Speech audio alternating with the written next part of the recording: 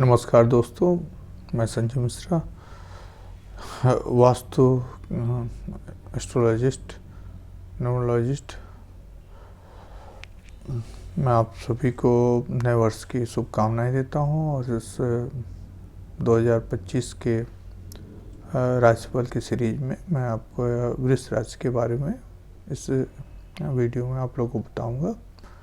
तो चलिए शुरुआत करते हैं।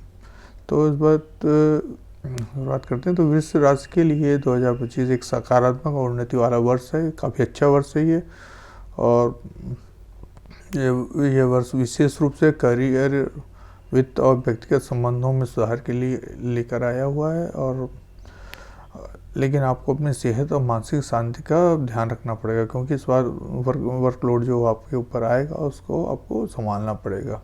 अगर आप वो संभालने में सफल रहे तो आपके लिए ये वर्ष उत्तम वर्षों में गिना जाएगा। तो यहाँ पे मैं आपका विवरण तिथियों के हिसाब से मैं बताना चाहता हूँ कि जनवरी के दूसरे सप्ताह से आपका जो समय होगा, जनवरी दूसरे सप्ताह से आपके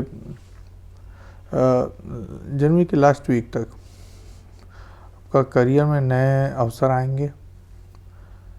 जैसे 9-10 जनवरी से आप देख लीजिएगा, आपका करियर अच्छा होने लगेगा, मतलब अवसर आने स्टार्ट होंगे आपको।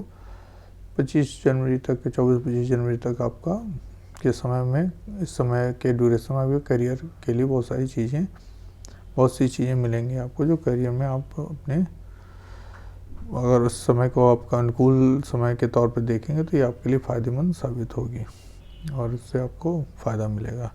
और फरवरी का तीसरा सप्ताह आपके लिए बहुत अच्छा रहेगा। तो जैसे 16 फरवरी से 22 फरवरी के बीच में, तो आप उस वक्त पारिवारिक संबंधों में सुधार होगा आपके। यह समय आपके लिए यात्राओं के लिए अच्छा होगा, खासकर धार्मिक या पारिवारिक कारणों से ये समय उपयुक्त है।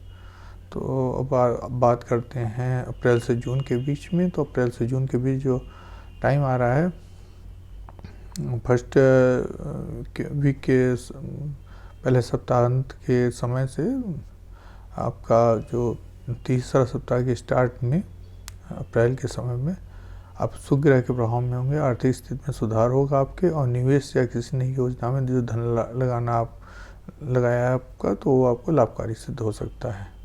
इसी चीज़ अगर हम देखें तो तीसरे सप्ताह, मई के तीसरे सप्ताह में आपके और जून के मध्याह्न तक आप अपने स्वास्थ्य का ध्यान रखें। अत्यधिक काम के दबाव में मानसिक थकान हो सकती है और योग और ध्यान का आपको सहारा लेना पड़ेगा, और थोड़ा मेडिटेशन करेंगे, योग का ध्यान लगाएंगे तो आपके लिए बेटर होगा। और जुलाई से सितंबर में, मध्य जुलाई से आपके जुलाई के लास्ट वीक तक आपको आपके रिश्तों में मधुरता आएगी। आइए, यदि आप किसी रिश्ते को औपचारिक रूप देना चाहते हैं तो ये समय अनुकूल है। और मतलब किसी रिश्ते में कहीं प्रेम प्रसंग में है और उसको फिर अब आगे मर्टलाइज करना चाहते हो तो ये समय आपके लिए उचित होगा। और अब रहा आपका अगस्त के तीसरे सप्ताह से सितंबर के पहले सप्ताह तक, ये समय ऐसा रहेगा जब आपको रचनात्मक गतिविधियों में आप भाग लेंगे और कोई नए प्रोजेक्ट में काम आप शुरू कर सकते हैं। और ये समय कोई भी नया काम शुरू करने के लिए उत्तम होगा। तो अगर कोई ऐसा मौका बन रहा है कि आप कोई नया काम स्टार्ट करें तो ये समय को गंवाएं ना और इसका पूरी तरह से लाभ उठाएं। अब रही अक्टूबर से दिसंबर के टाइम की बात, तो फर्स्ट अक्टूबर से आप, मतलब फर्स्ट वीक ऑफ अक्टूबर से आप मध्य अक्टूबर के बीच तक या थर्ड वीक ऑफ अक्टूबर तक आपका शिक्षा और अध्ययन के क्षेत्र में सफलता मिलेगी। यह समय विद्यार्थियों और शोधकर्ताओं के लिए अच्छा रहेगा। और तो इस वक्त इस समय का लाभ उठाएं और अपने इस समय को मेहनत करें और अधिक से अधिक इसका लाभ उठाने की कोशिश करें। अब आगे हम चलते हैं 3rd वीक ऑफ नवंबर से दिसंबर के मध्याह्न के बीच में। तो ये समय धन लाभ और संपत्ति के मामले में प्रगति वाला होगा और जो भी आपकी पुरानी समस्याएं थीं उनका समाधान मिल जाएगा।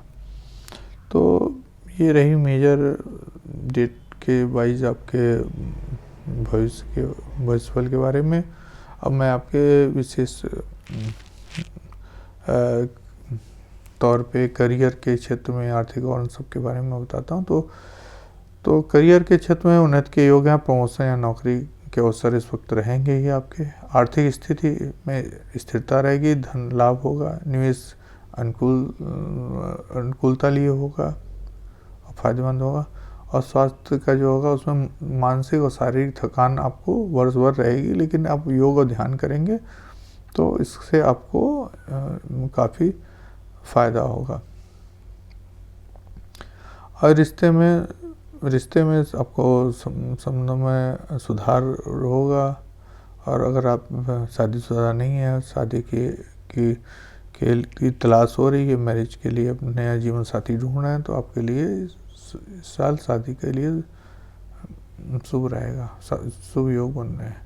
शिक्षा, अध्ययन, परीक्षा में आपको सफलताएं मिलेंगी। अगर आप इसमें हैं तो आगे बढ़ सकते हैं।